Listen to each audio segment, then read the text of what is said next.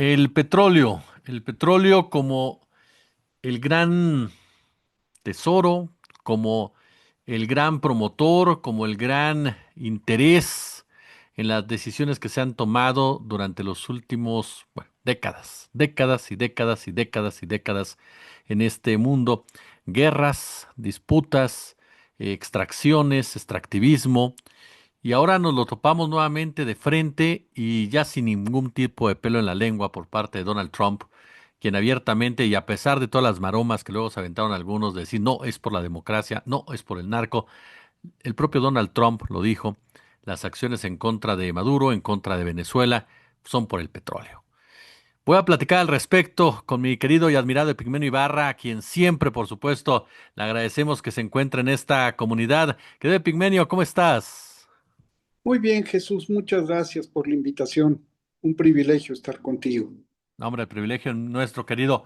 Pues yo de entrada te preguntaría, ¿cuál es la primera lectura que hacemos o cómo vamos leyendo lo que vemos en la actualidad con toda esta discusión, las acciones en contra de Venezuela, el chantaje de decir, ahora me tienes que dar tantos millones de barriles, no puedes tener convenios con Rusia, con China, esta postura de repente de algunos medios de minimizar el secuestro de Maduro? Vaya situación que nos topamos, querido Pigmenio, y el petróleo en el centro de toda esta discusión, oye.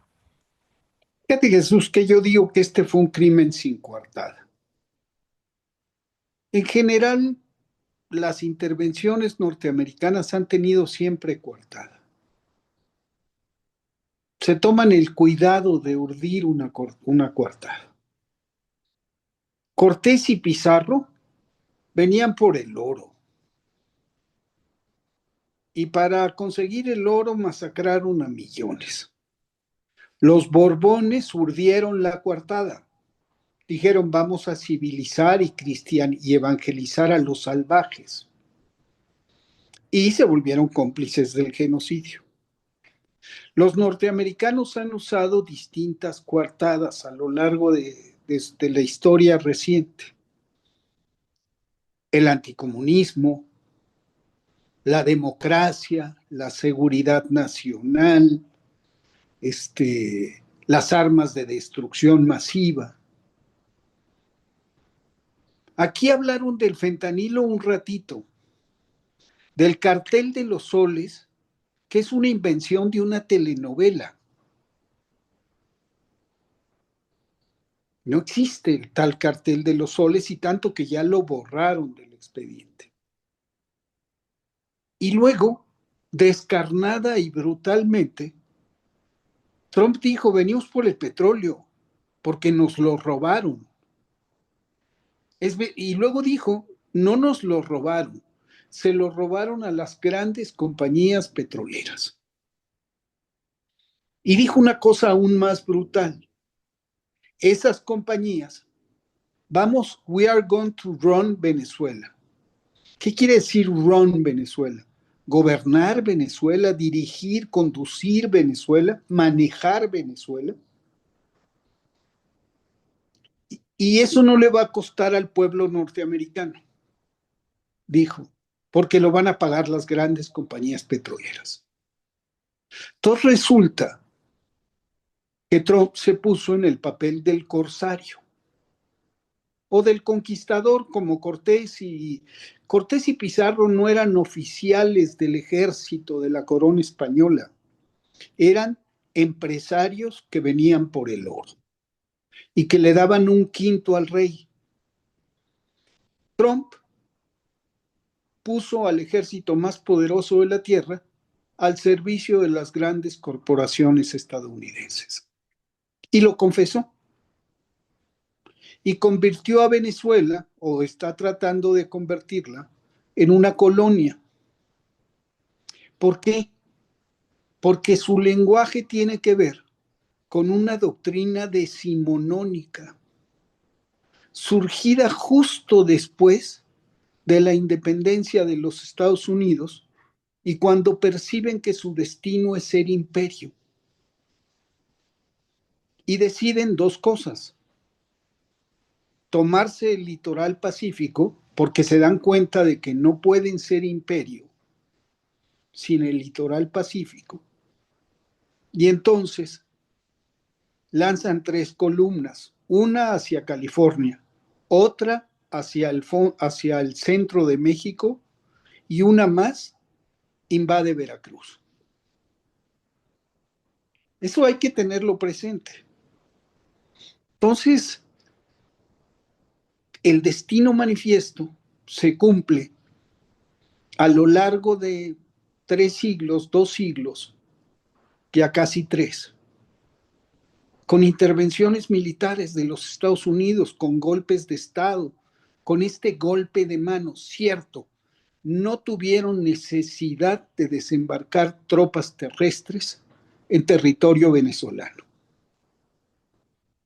Creo que Maduro, el régimen venezolano, al caer en las provocaciones de Trump y al exacerbar su discurso y llamar a la resistencia armada y aquí nos vamos a morir todos y tal, lo único que facilitó fue el trabajo de Trump, porque le serruchó, le erosionó el apoyo popular al régimen y le facilitó a Trump dar un golpe de mano y secuestrarlo. Esa es una gran lección. La lección de Venezuela para México no es como piensan otros, hay que prepararse porque viene Trump. No, es que la única montaña es el pueblo y que la única respuesta es atrincherarse en los principios, actuar con serenidad y no engancharse con Trump, justo como está haciendo Claudia Sheinbaum. Serena, firme, digna, inteligente, sin llamar a la guerra, dándole serenidad a la gente. Los pueblos no quieren guerra. López Obrador decía siempre que un dirigente tiene la obligación y el deber de dar la vida por su causa, pero no puede de ninguna manera imponer ese sacrificio a su pueblo. Eso hizo Maduro con los resultados que estamos viendo. No hubo combates. Y van a decir, sí, la supremacía. En el fondo, el pueblo venezolano no salió a las calles. Y peor, el ejército venezolano no salió a las calles. Petro estuvo a punto de resbalarse y hoy le mandé yo un tuit con todo respeto diciéndole, aquí decimos, ni tanto que queme al santo, ni tanto que no lo alumbre.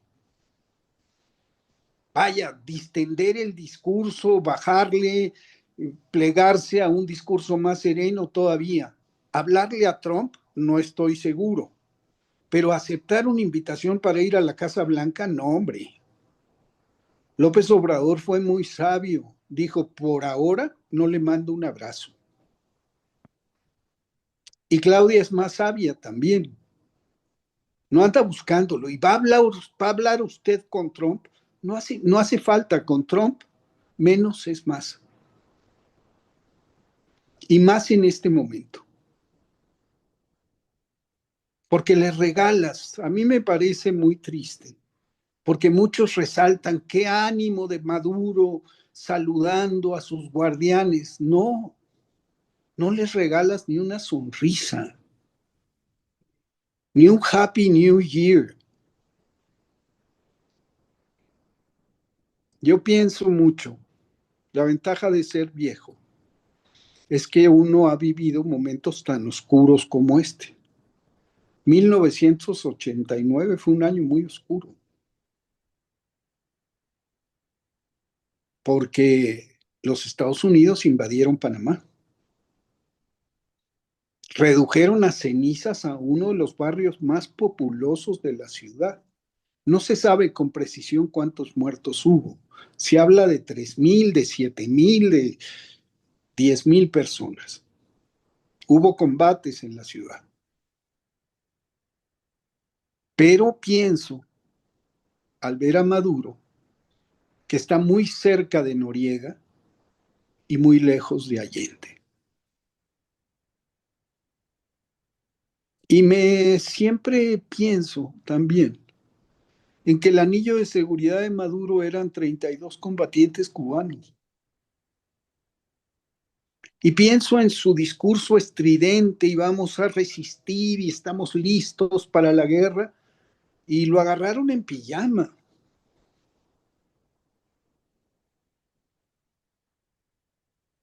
y con helicópteros sobrevolando Venezuela. Yo no quiero la guerra, pero me preocupan estos dirigentes que hablan con esa exaltación guerrera porque caen en la trampa. Lo más importante es la serenidad con la que actúa nuestra presidenta y con la que actúa López Obrador. No se resbalan, no se enganchan. Es que la amenazó. No, no va a haber intervención, dice Claudia. ¿Y a qué se atiene? A nuestra historia, a la realidad de 3.500 kilómetros de frontera, a la otra realidad pasmosamente importante, los 40 millones de mexicanos en los Estados Unidos, y al volumen de las operaciones comerciales y la interconexión entre nuestras economías, y a lo que dice la Constitución. Entonces, creo que la gran lección es que la estridencia no conduce a nada, que con Trump menos es más y que hay que ser muy inteligentes y entender que el apoyo popular no se consigue con llamados a la guerra, sino con resultados y acciones, como hace Claudia, con reducción de los índices delictivos, con captura de criminales, con exigencia de responsabilidad compartida a los Estados Unidos y siempre atrincherada en los principios y en los valores de nuestro pueblo y en nuestra historia. Creo que a Venezuela ahí sí, dentro de todo y en toda la situación crítica en la que estaba, les falló su dirigencia. Mi querido, ¿cómo valoras lo que vemos dentro de México? Estas campañas que tratan de vincular a Andrés Manuel con Nicolás Maduro, estas posturas de que, y que la presidenta también no ha caído en ese jueguito, de querer meter a México en el tema del petróleo con Cuba. ¿Cómo vemos este panorama desde adentro también? Pues mira, la derecha mexicana no se da cuenta y en el mismo saco caben Loret, Broso, Ciro, López Dóriga, todos ellos, que son sus voceros, Raimundo Riva Palacio. No se dan cuenta, pese a que tienen enfrente la elección de María Corina Machado, que para los Estados Unidos estos traidores, estos vendepatrias, son tontos útiles, les sirven por un momento y luego les dan una patada. A María Corina no le duró el gusto ni un día, ni unas horas. No la respetan los venezolanos, no tiene apoyo en Venezuela, dijo Trump en su primera conferencia de prensa y le quitó el tapete a la premio Nobel. Ahí anda queriendo regalárselo. O sea, entonces yo entiendo que la obligación de la derecha es buscar que las botas de los Marines les consigan lo que con votos no pueden conseguir. Entiendo, es su tarea, es su obligación.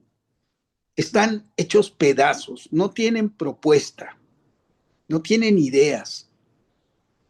Fueron arrasados en las urnas. están dirigidos por un atajo de delincuentes.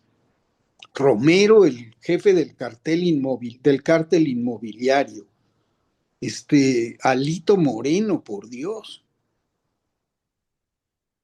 ¿qué les queda? Pues irse a hincar a la Casa Blanca como han hecho los panistas, como ha hecho Alito, como hacen todos estos deseando y van a venir por López Obrador. Ellos siguen con la obsesión del narcoestado porque se los indujo la derecha mundial, porque se volvió la gran coartada que desapareció en un día el narcoterrorismo. Pero se olvidan que aquí todo el mundo sabe, todo el mundo, que los narcos son ellos, que el viejo régimen y el narco son una y la misma cosa, que los gobernadores priistas, los gobernadores panistas, sí que fueron a la cárcel, sí que fueron extraditados a Estados Unidos, y que además Genaro García Luna estuvo sentado a la derecha de Calderón y antes de Fox 12 años, un delincuente. Y los gringos eso lo saben. Toleran y utilizan el discurso, pero no se lo creen. Yo digo en mi última columna que Claudia habla desde una irreprochable y aplastante legitimidad democrática. Eso tampoco tenía Maduro. Y eso sí que lo respeta Trump. Se podrá burlar y decir y hacer, pero en el fondo, con México no está fácil meterse. Por todo lo que hablábamos, es darse un tiro si con los aranceles le ha ido como le ha ido. Si los estudios de la misma prensa especializada norteamericana presentan a México como el gran ganador de los aranceles y las exportaciones norteamericanas a los Estados Unidos se multiplicaron, pues entonces, ¿cómo va a atreverse a hacer cualquier cosa en México? O sea, la verdad, con todo respeto, yo tengo grandes hermanos venezolanas y venezolanos, hermanas y hermanos, pero con todo respeto, la historia de tres transformaciones, de las intervenciones que hemos sufrido, de la pérdida de 2 millones de kilómetros, de la intervención francesa y la guerra, el trabajo, la sangre que se virtió para expulsarlos. Todo eso hace muy difícil. Una cosa es bombardear Miraflores, que es una casona sin historia, y otra Palacio Nacional. Entonces, la presidenta esquiva, no le da importancia a las amenazas porque la presidencia está mandando al pueblo un mensaje contundente. Nos fue bien el 2025, nos va a ir mejor en el 2026. No aceptamos las intervenciones extranjeras de ningún tipo, ni que otro país se apropie de los recursos naturales de una nación soberana. Pero no caemos en el juego. Entonces la derecha hace muchos cálculos. Acuérdate, mi querido Jesús, que llevan por lo menos 3 años, no, 2 años, hablando de las famosas listas. Ahora sí se va a conocer la lista de los morenistas involucrados y se los va a pedir y van a ir por López Obrador a Palenque. ¿Dónde están las listas? El que sí está en la cárcel es García Luna. Claro. Y en el acta de acusación contra Maduro De lo que se habla es de los sexenios de Fox, Calderón y Peña Nieto.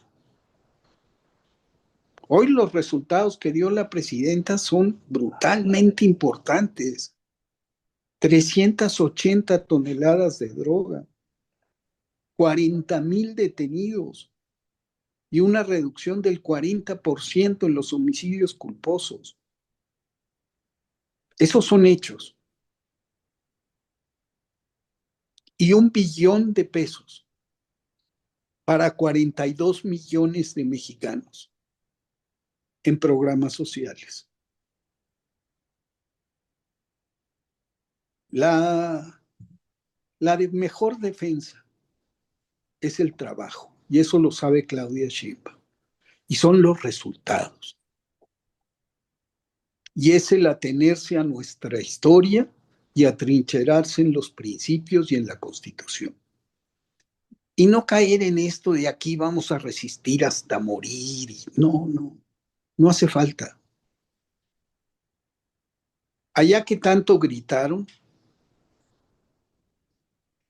lo único que hicieron fue desalentar la participación popular. En 1989 fueron las elecciones en Nicaragua. Nicaragua estaba ganándole la guerra a la contra, financiada y armada por los Estados Unidos. Y vinieron elecciones y todo el mundo daba por sentado que iba a arrasar el sandinismo. Yo estaba en Panamá y un poeta panameño, Pedro Rivera, me dijo, ¿vas a ver a Daniel? Sí, voy al cierre de campaña, le dije. Me dijo, dile que tenga mucho cuidado, que va a perder la elección. Y yo le dije, ¿cómo va a ser, hombre? Y me dijo, nos acaba de pasar a nosotros. Me dijo, cuando un compañero torrijista de principios de lucha llega a votar en la soledad de la casilla, siente en el bolsillo de la camisa una cajetilla con 2 cigarros y sabe qué es lo que le queda. Se siente en el bolsillo $2 y ve al sacar su cédula la foto de sus hijos y dice, van a morir si hay guerra con los Estados Unidos. Porque ese era el discurso, vamos a resistir y vamos a pelear. Y con todo el dolor de su corazón, vota contra sus principios. Yo llegué a Managua y había 400,000 personas en la plaza, el mitin más grande en la historia de Centroamérica. Daniel Ortega subió al estrado, yo estaba detrás de él, traía 2 discursos. En uno anunciaba el fin del servicio militar obligatorio, que era un alivio para todas las madres nicaragüenses, y tendía la mano a los Estados Unidos. En el otro decía, vamos a seguir luchando hasta expulsarlos. Se emocionó con las 400,000 personas y usó este último discurso. Y una semana después perdió arrasadoramente la elección. Yo cubrí las elecciones en el frente de guerra con una unidad especial del ejército sandinista, una unidad élite. Todos los que votaron, combatientes, votaron, el 70% votó en contra de sus principios. Nadie quiere la guerra. Trump hizo una estrategia muy inteligente, desplegar la flota, bombardear las naves, incrementar las amenazas para que se enganchara Maduro, para que se engancharan los venezolanos y para que se enganchara Petro. Petro ya está reculando, para mi gusto demasiado. Pero pues este es más o menos Un análisis, si tú quieres, muy abuela pluma, seguramente injusto, que me tomo la libertad de hacer por viejo Oye, y querido, porque me duele el alma también. claro. Oye, querido, ahorita tocabas un punto de manera excelsa, y tú eres un estudioso del mismo. El narcotráfico como instrumento, como pretexto muchas veces de las diversas acciones que se llevan a cabo. Y hoy también lo señalabas, el cártel de los soles, yo recuerdo desde que yo estaba en Formato 21 hablaban del cártel de los soles, pero jamás comprobaron la existencia del cártel de los soles. Y ese uso del narcotráfico para justificar este tipo de acciones y de actos. Eh, ¿Continuará con ese discurso Estados Unidos o se quema ya el mismo ante esta postura, incluso el propio Stephen Miller? Y te pediría la opinión sobre esa declaración de Miller cuando dice, somos una potencia y vamos a actuar como tal, ¿no? En un momento dado y con la fuerza que tenemos. Perdió fuerza la coartada, ya no necesitan la coartada, están en el colmo de la prepotencia, están hipnotizados con su éxito y no se atienen a lo que les dijo López Obrador. No se vayan con la finta, las victorias. La victoria es una cosa muy fugaz, dura muy poco. Y en la historia de los Estados Unidos, sus grandes victorias han sido derrotas prolongadas. La ofensiva del Tet, cómo salieron de la ofensiva del Tet en Vietnam para abandonar unos años después la embajada vergonzosamente en Saigón. ¿Qué pasó en Irak? ¿Qué pasó en Afganistán? ¿Quién gobierna Afganistán? Los talibanes. Se quedaron con todo el armamento que tuvieron que abandonar los norteamericanos. Entonces, no todo es tecnología, ni todo es poder. Ahorita también la derecha dice, es que ustedes no tienen idea del poderío y la tecnología. No todo es eso. Yo me remito a la experiencia en El Salvador y digo que en El Salvador era imposible una guerrilla, porque no hay montañas, porque no hay selvas, porque tienes 21,000 kilómetros cuadrados, es más chico que Tlaxcala. Y ahí una guerrilla puso en aprietos a Washington, 12 años. Y un combatiente me dijo, mire, me dijo, es que ellos no entienden que aquí la montaña es el pueblo, la selva es el pueblo, y que nos parapetamos en los principios. Entonces nosotros tenemos sí montañas, tenemos selvas, tenemos costas, tenemos un territorio vasto, complejo, difícil de controlar para cualquiera, pero sobre todo tenemos mucho pueblo y muchísima presidenta. Entonces, los norteamericanos fueron los italianos y el alcohol, el sudeste asiático y la heroína, los colombianos y la coca, los afroamericanos y el crack, los mexicanos y la metanfetamina, el cartel de los soles y el fentanilo. Y ellos, y el señor Johnson o el señor Anderson o el señor Smith, que es el que hace el gran negocio de la droga. Y los cárteles norteamericanos, ¿cuándo? Siempre el enemigo para los Estados Unidos son los otros, nunca son ellos. Por eso la presidenta habla de responsabilidad compartida. Entonces, mucha gente está muy deprimida y diciendo viene lo peor para el mundo. Yo creo que lo que viene lo peor para los Estados Unidos. Uno no puede echar un país 2 siglos atrás sin pagar las consecuencias. Al asumir el rol de potencia colonial tiránica, asumen el proceso, aceleran su proceso de decadencia. Trump no las tiene todas consigo internamente. Claro. Mi querido Pigmenio Ibarra, yo como siempre quiero agradecerte mucho. esta charla que nos permites aprender tanto de ti y estamos aquí, por supuesto, siempre honrados de recibirte. Muchas gracias. Gracias a ti, mi querido Jesús. Te mando un fuerte abrazo.